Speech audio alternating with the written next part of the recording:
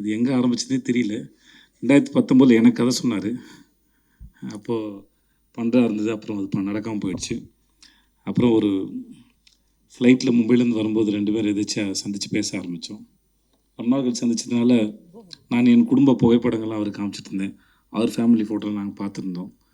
அப்புறம் ஜவான் ஷூட்டில் அவனை பார்த்தாப்புல. மகாராஜில் எனக்காக வந்து ஒர்க் பண்ணி கொடுங்கன்னு. எந்த இடத்துல அவனுக்கு பிடிச்சதுன்னு தெரியல. எனக்கு கதை சொல்லும்போது கதை ரொம்ப நல்லா இருந்தது. சரி, என் வீட்லேயும் அந்த வயசில் ஒரு பையன் இருக்கானே, இவர் எது சொல்லவே இல்லையே அப்படின்னு நினச்சேன்.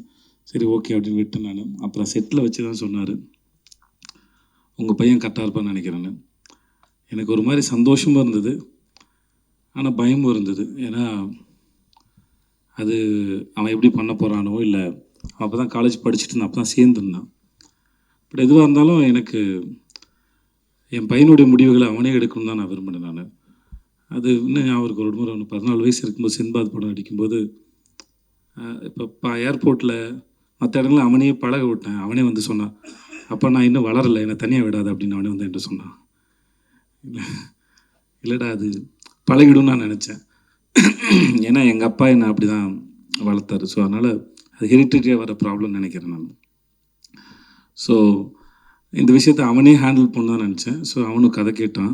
மாஸ்டர் சொன்னாங்க, ரொம்ப பிடிச்சிருக்குனாங்க. இப்படி தான் இது ஆரம்பிச்சது.